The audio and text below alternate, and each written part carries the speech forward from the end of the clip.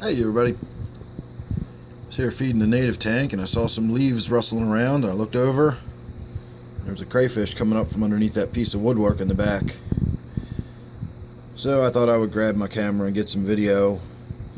We don't see the crayfish very often anymore. There's not many left. I don't know for a fact that there's two, but this one seems to be different than the one I saw the other day. And that would mean there's at least two left.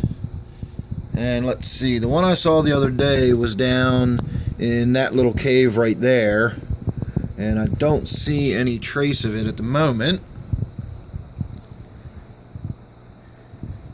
And I don't really see any others. There is a little piece of claw back there. That doesn't necessarily mean anything, though. That could have been there from quite a while ago. You'd never know. Everybody just had their dinner.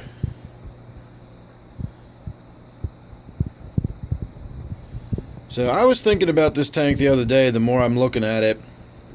And I know last year and last summer I actually went down to the stream fairly often, and I was just continually bringing back new minnows and crayfish and putting them in the tank, and it was almost like a revolving stock in the tank. But since I've been, sort of stuck indoors over the cold weather here, these fish have sort of stabilized and are actually getting quite big. These creek chubs are getting pretty impressive. I never thought about creek chubs as being an interesting fish. I certainly never thought about them as being a large fish, but someone told me they get up to a foot long. So I don't know if that's the case or not, but they're getting pretty big. These white suckerfish are getting pretty big. And of course, if you were around last winter, then you'll know that all of those golden shiners that I had in here made a really nice school and made the tank look really interesting. So now that I got some plants in there and I've got that more interesting woodwork, I'm kind of enjoying the way this tank is shaping up. We've got the tilapia in there as sort of a big specimen fish, and then we've got all these other varieties of schooling fish. So I think we're kind of settling into what this tank is just going to be here for the future. The only additions I will like to make is getting the crayfish stock up a little bit, and then finding more of these rosy side dace there. They are absolutely stunning fish, and this isn't even a very good example of one.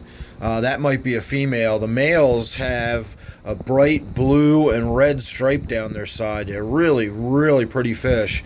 And I can catch them with my dip net down the street, but of course we have to wait for the weather to be warmer before I can do that. So there will be some changes to this tank in the future, and we can look forward to some more interesting things happening with it. But I think we're kind of settling down to what this is going to be, and we can just kind of watch this tank grow up from here on out. We can wait and see if these chubs really do get a foot long. I know these golden shiners can get up to about 11 inches. And then I've got these other fish, these little Neotropis species. I don't know exactly which one they are. If you look up Neotropis species, you'll find about 8 different species that look so similar. You've really got to almost dissect them and get out a microscope and, really, really look closely at certain physical features or count scales or numbers of fins and rays. And so I don't really know exactly what they are. I just assume they're some sort of little Neotropis species.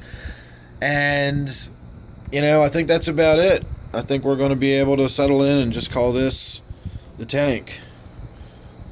Because look at that. That just looks good to me.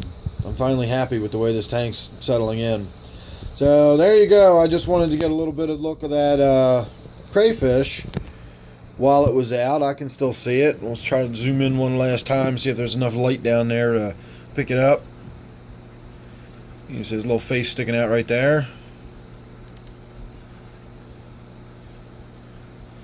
So there you go. Definitely still have crayfish in the tank. So I will say, as always, thanks for watching. Make sure you're subscribed. You don't want to miss anything I got coming up. Don't forget, this one is my 125-gallon native tank. Thanks again for watching, and I'll see you real soon in the next one.